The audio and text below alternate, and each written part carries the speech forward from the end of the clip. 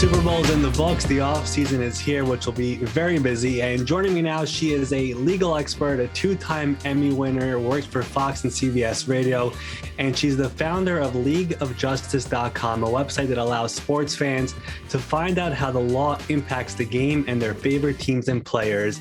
It is Amy Dash. Amy, thanks for taking the time. How are you? Oh, I'm doing great. Thank you for taking an interest in the legal side of sports. It's become like a daily occurrence these days.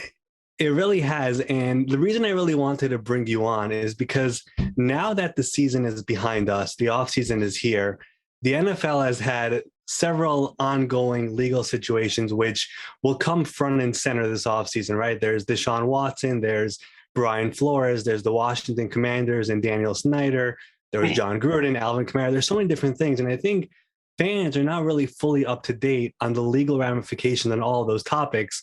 I'm going to start with Deshaun Watson because the NFL is going to have a spinning quarterback carousel this offseason with a bunch of guys in trade rumors, and his name is going to be up there.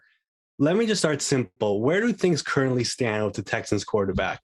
So actually, I believe it's next week. I think February 24th is the first day of his scheduled deposition.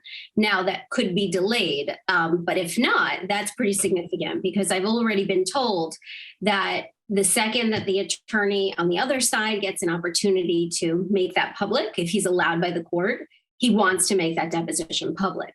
So think about it from a trade standpoint. There's going to be a lot of publicity and media attention over what Deshaun Watson says under oath. And his testimony is supposed to span several different depositions on different days and up to 60 hours of testimony that could potentially be under the public microscope.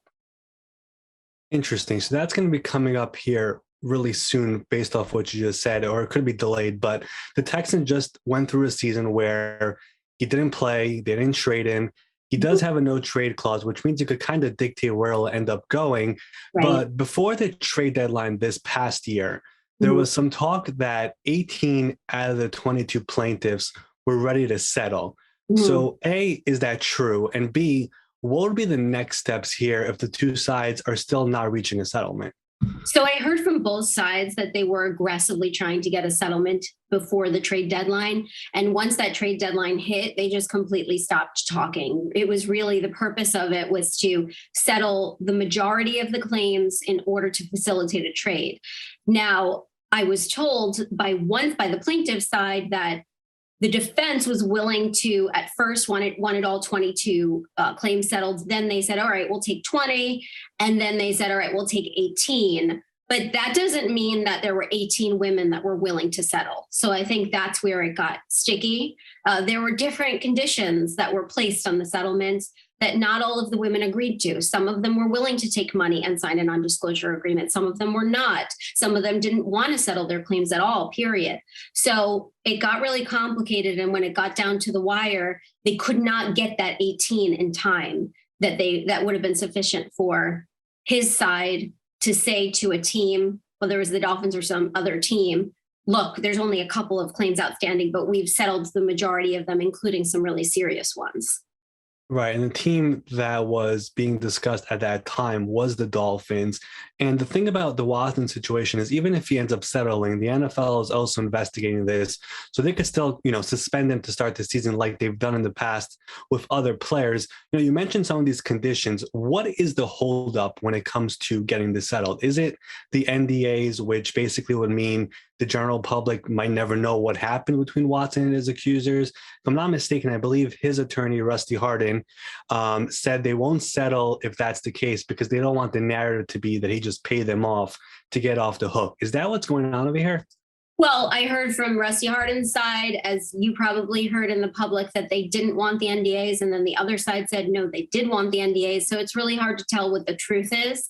But I think the holdup, to answer your question, is the fact that there are so many women and they all have different, views on justice for themselves. Obviously they feel they were wronged. That's why they brought the claims. And so each person has a different idea of what will make them feel whole again, whether it's going all the way, whether it's getting some money, whether it's getting money and being able to talk about what happened and not be silenced. So I just think there were so many different women and they just could not get everybody on the same page, or at least enough people to satisfy a team that would take him.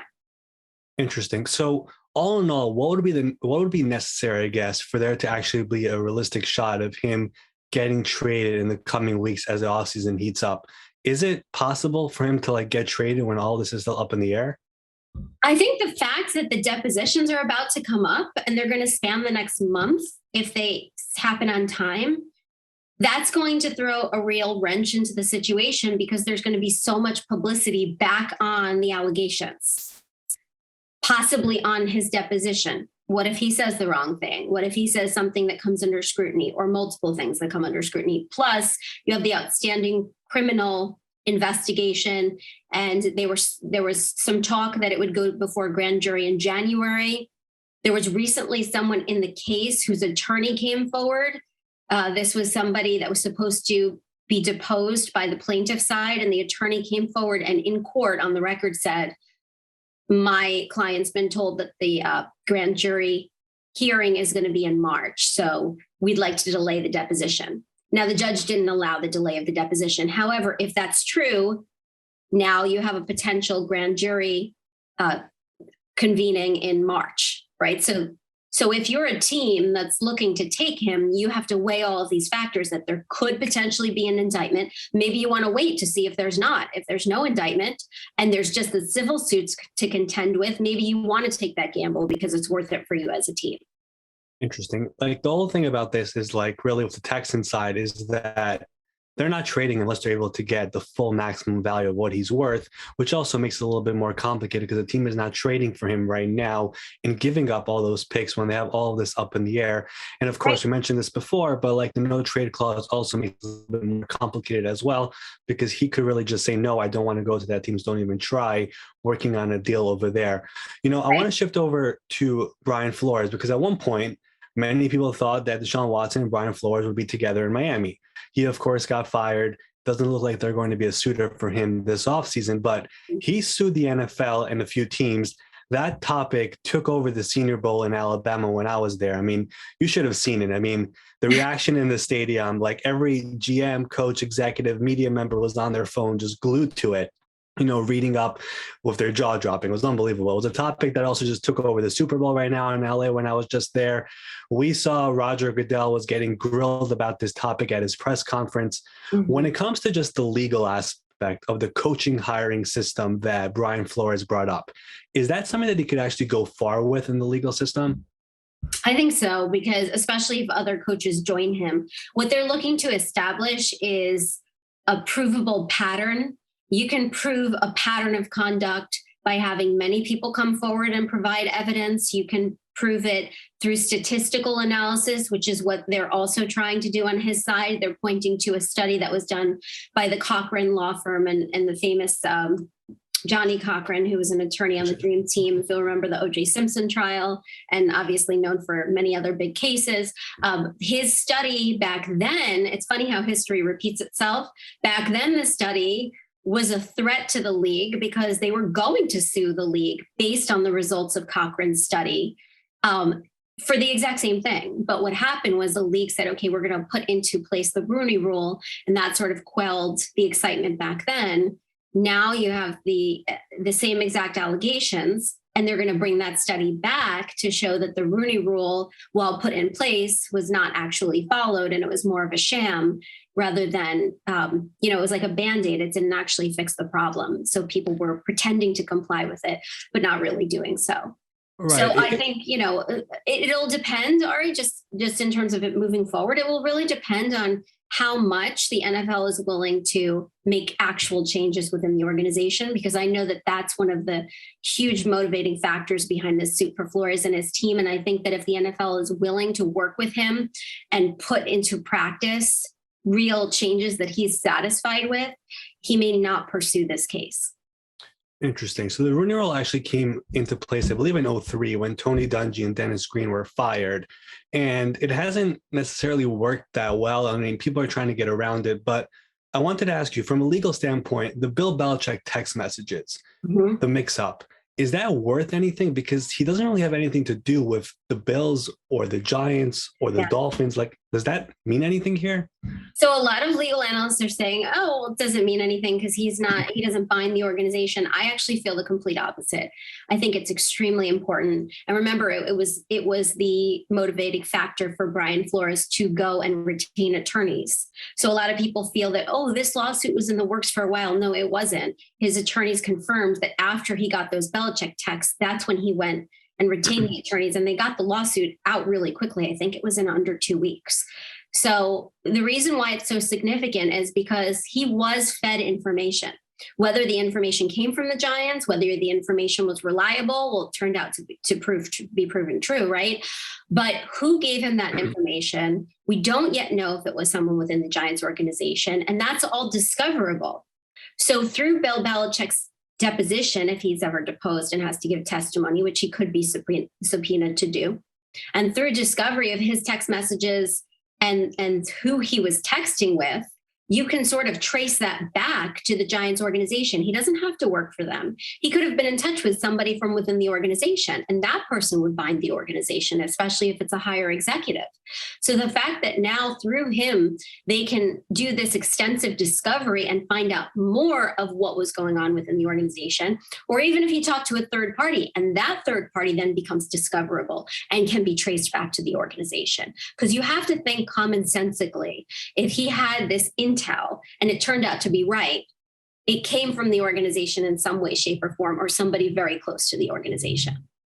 Right. And Bill, I mean, I don't want to speculate who it was, but Bill did work with the Giants. If I'm not mistaken, when they hired Joe Judge a couple of years ago, they did actually talk to Bill about if they should do this, and he gave the recommendation to go ahead with it. I know he's very close to the owner, Jon Meirov, so there could be some avenues to figure that out.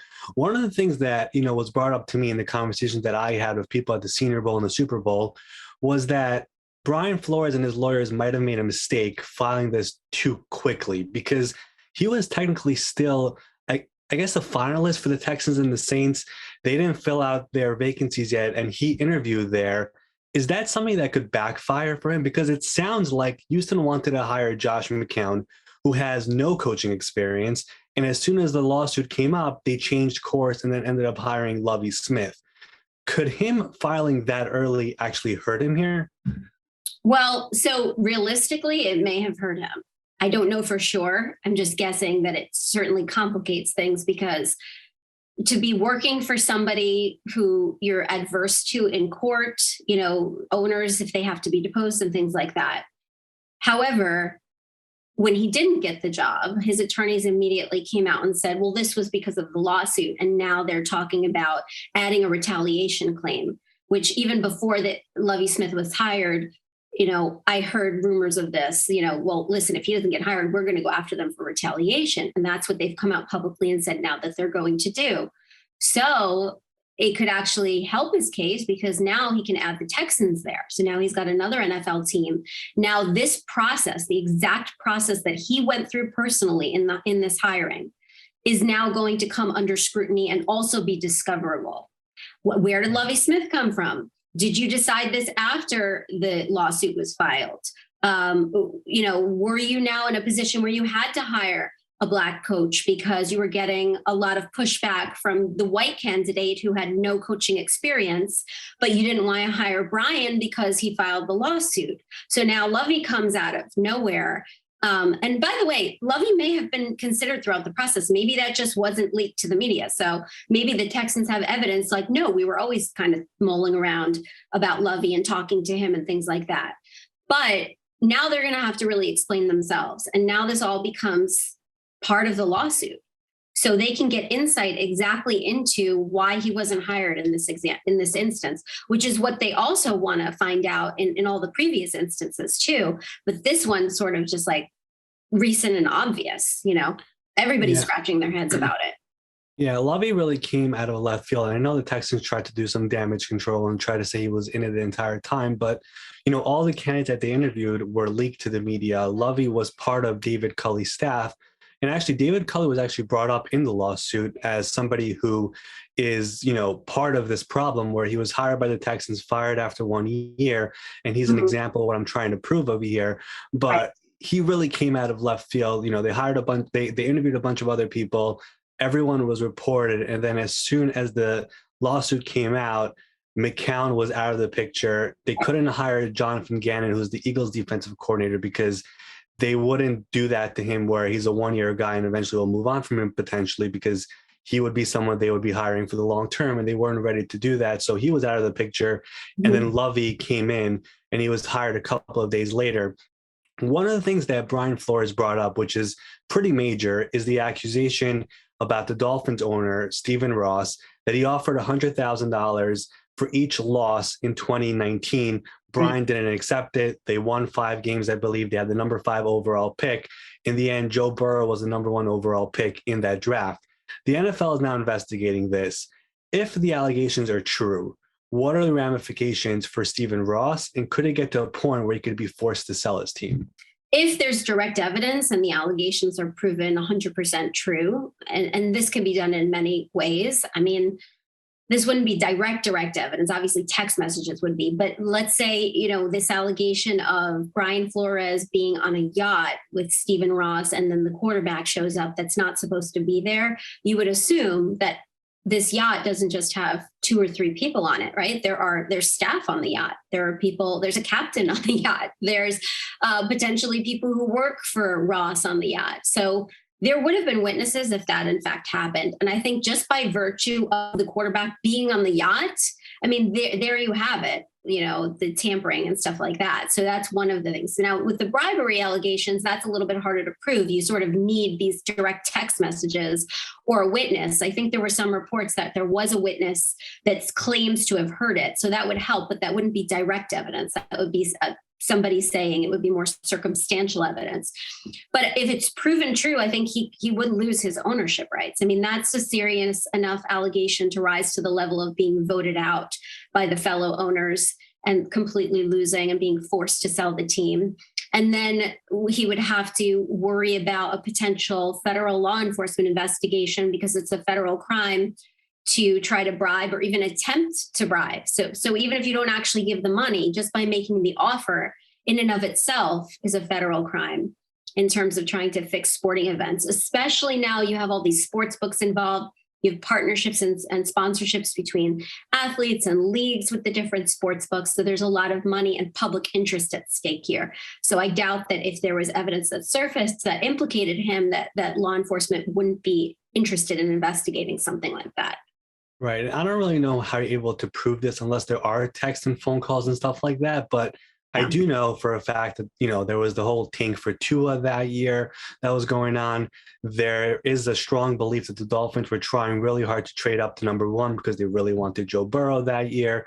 So there are stuff that, Stephen Ross really wanted to get the quarterback. They haven't really had one since Dan Marino, and he wanted that year to be the year they finally have one. They had 3 first-round picks that year. There are stuff that tells you they really, really were trying hard to get a quarterback. They ended up drafting Tua, and of course, Burrow went number 1. We all see how great he is right now in the NFL. We'll see how long, we'll see how this ends up going legally. As far as the coaching stuff, I don't know where it ends up going. I do think there's a chance to bring some change.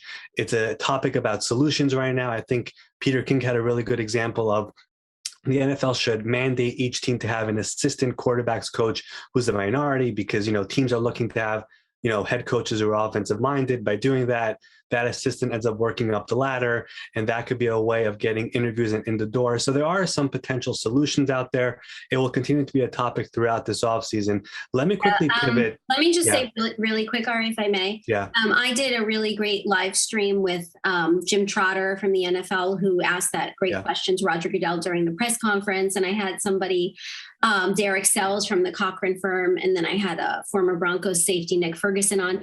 Within minutes, we came up with a couple of great solutions. The guys came up with a lot of ones that are worth mentioning. One of the things that Jim said is that maybe owners should be able to write a list of everything that they're looking for prior to the interview process. And then during the interview process, they check off the boxes on that list so that they know that if a certain candidate meets all those qualifications, they have an objectively measurable, addendum to look at and to compare that interview to, and then it's explainable after as to why did they or did they not hire the person. The other thing is getting to know some of these coaches. I've been told that especially with COVID, the process is not the way that it used to be, where they would bring the coaches and spend time with them, get to know their personalities. Putting race aside, sometimes you might just want a certain personality to coach the team. Maybe you want someone more passive, maybe you want someone more forward thinking and who takes the team by the reins and really goes for everything on his own, a self-starter. So those are just a couple of examples of ways that there could be improvements. But I think, definitely training programs, all these things were mentioned in the Brian Flores lawsuit. So if anybody wants to see some of the recommendations, they could go there. But just like committees to encourage diversity, these are all easy things to do that would probably make a big difference. And that video that you're talking about is on YouTube and people could go check it out. And again, the one thing I like about this is the fact that people are looking for solutions. There was the outrage and people complaining. I know that's going to happen all the time. And, it is rightfully so. But I think people are now opening up and trying to find solutions. And hopefully the NFL and people in those buildings start opening their eyes a little bit as we end up going to the next cycle next year when it comes to talking about this again. I do want to pivot quickly to Daniel Snyder in Washington because I do have a few more minutes here, and this case is just insane. Yeah. I don't even know where to start because it feels like every other week there's something else that pops up there. Yeah. In short, is there any way of putting into words what's going on right now when it comes to Washington? I know there's a lot, but could you try to break it down? What is happening right now here as we sit down at February 15th? What a lot of people didn't see, there was a congressional roundtable, right, where former employees came and spoke to Congress about their experiences, and that got a lot of attention. But I think what people don't realize is that Congress has been talking to people behind the scenes on its own and gathering its own information. So if you think that that was the first time that Congress was getting involved, it's not the case. Congress already has a lot of ammunition. So if they want to progress on to this, they're using their subpoena power. I think they may, or maybe at least close to being able to do that and compelling some of the top officials like Snyder and even Roger Goodell to perhaps come and have to testify before one of the congressional committees. We know that they keep moving the deadline backwards because they have already asked the NFL and the Washington football team to hand over the results of the investigation. They're requesting that some of these cheerleaders and other former employees be released from non-disclosure agreements so that they can also properly hand over information and testify. And, just the NFL and the Washington football team has not been forthcoming, according to Congress, with the information that's been requested. And the latest is that the NFL sent a letter to Congress saying that there were some complications with getting access to the information that they wanted to get to submit because the Washington football team was claiming privilege over certain materials. So that makes it more complicated. They're saying that this is attorney-client privilege, or this is privilege between the league and the Washington football team, if in fact rumors are true and that they did strike a deal amongst each other. So that's what complicates it. The NFL has launched an investigation apparently into these latest allegations by Tiffany Johnston, who was a cheerleader who had accused Dan Snyder of inappropriately touching her and trying to force her into his limousine. He denied this. But there's an investigation into that. And I think just with the congressional investigation, the NFL investigation, all the rumors that the NFL is in cahoots with the Washington football team and trying to cover up and protect Snyder, whether it's true or not, I think the time has come, where there's going to be a lot of pressure, if there isn't already, on Dan Snyder by other owners and by the league to just sell the team, because his own, constituents, so to speak, or the own fans of the team, the fan base, a lot of them are going on social media and saying, we want this guy out because it's casting a negative light on the team. And then when you see, the sewage leaking and the banisters collapsing on players and things like that, it just adds insult to injury. Right. I mean, again, there's just so much going on here. And I feel like we do like a 2-hour episode about just this topic. But the one thing I wanted to ask you here is just Beth Wilkinson was hired to get to the bottom of this. What's the reason there's no written report from Wilkinson involving this investigation? Deflategate, we got a 200-page report. Right. On this, there's nothing. What's the reason for that? My understanding is the NFL didn't ask her to write it. That's my understanding. It may be true, may not be. But There are some rumors out there that had she been asked to write a report, part of her recommendation would have been that Snyder sell the team.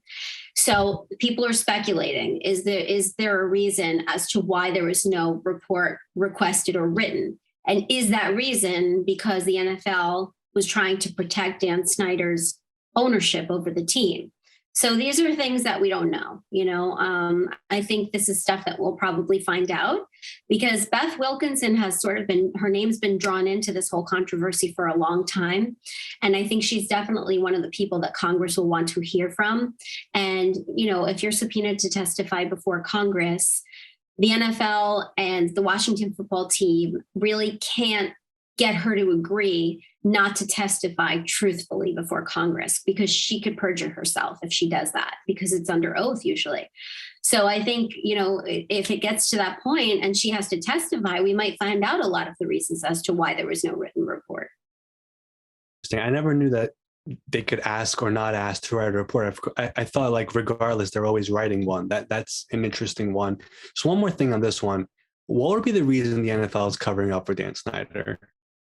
That's a good question. I really don't know. I mean, is it a friendship thing? Is it that Dan Snyder has some dirt on some other people that maybe they don't want to get out? I don't know. I'm not in that inner circle. So sorry, I can't do that insider information. That's a little too insider for me. I'm an insider, but I'm not that inside. It's probably like the biggest question surrounding all this. I mean, people think maybe there are other owners who could possibly be involved in all of this. They don't want anything to come out. There are a lot of different questions about why are they covering up for him, which we'll see if more answers come out of this. I think this topic is going to become a little bit more centered around, the fans are going to be listening to him more now because the season is over. But there's one more thing I really wanted to ask you before I wrap this up. I have 2 minutes left. Yeah. Jon Gruden was kind of tied into all this as well, because his emails were leaked from the Washington emails. Where does that stand right now? Because Jon kind of has a point. Like, why were my emails the only ones leaked out of 650,000? Where is he right now in all of this? Well, so he's one of the people that's pushing forward that theory that the NFL is in fact covering up for Snyder and is in bed with Snyder. We don't necessarily know that to be true yet, but in his lawsuit, he did say that this was a conspiracy to cover up for the Washington football team. And that was the reason why he was, according to him, thrown under the bus and his emails were leaked. In fact, his emails were discovered as part of the investigation into the Washington football team because they were part of another lawsuit. And I believe that information was available and the investigator found it and brought it to the league's attention. I think this is what happened. And so it came out that way. Now, I think it would have been more damaging for the NFL to know about those emails because they were so egregious and have not released them knowing about them. I think that would have looked worse for the NFL. Whether there's in fact a conspiracy, I don't know. Whether it's even actionable in court, I don't think so. I mean, the league is now, they've made a motion to try to dismiss his suit. And one of their theories is that, listen, we were under no obligation to keep his emails a secret. And I believe that's true. I mean, just from a legal standpoint, that's my opinion, that unless they had some sort of an agreement in place, and keep in mind also, they're trying to remove it from court and saying that it's subject to arbitration because of his contract. And there's a clause in the contract that might, in fact, move it right out of court. So it's one thing to say that this is a conspiracy theory and I'm the fall guy for all of this. It's another thing for that to be actionable legally. And I'm not so confident that it is, because I don't know that they had an obligation legally to protect him from his own damaging emails that were so offensive. There is a certain level of responsibility that I think people need to take. Now, was he designed as the fall guy? I don't know. If he was, that it was a pretty poor plan because it doesn't seem to have worked, right? Because all this other stuff came out and now Gruden's not really talked about that much and the focus is back on the Washington football team and the NFL and Congress is involved. So I think that was a pretty immature plan if that was the plan. Right. It just feels like the Gruden emails coming out lit a fire that the Washington investigation came back into focus, because it felt like at the time everyone kind of forgot about Washington a little bit, but because his emails came out and they came from Washington, people put a focus on this again, because why is his emails being selectively leaked out while all the other ones are still in private? That's what he was trying to allege when he sued the NFL. So all in all, there's obviously a lot going on here. I know I'm basically over the time already, but I want to thank you for taking the time. I would argue, by the way, Ari, that if they hadn't released them, then they really would have been covering something up, right? Yeah, but you were already covering up everything else. And now by releasing those emails, everyone is wondering, why aren't you releasing the Washington stuff? Because how many emails were leaked out? 10, 20 out of 650,000? Right. Where's everything else? And I think people started wondering and asking, and then everyone went crazy a little bit. And then, of course, the season went on and people forgot about it. But now that we're in the off season, we're going to be talking about it again. And Washington, the whole thing is in Congress, and Gruden is still suing, and Flores is suing, and Watson is all going on. So much going on around the NFL. Point. It is suspect, definitely. It is. And that was probably the biggest question at the time when it happened, when I was talking to people, like, why would they do that specifically and not everything else? So a lot going on. The offseason is about to start. These topics will be front and center once again. I appreciate you taking the time. Everyone can follow you on Twitter. It is at Amy-TV. We will continue to follow along throughout the offseason as these stories continue to unfold. Amy, thanks for coming on. Thank you so much.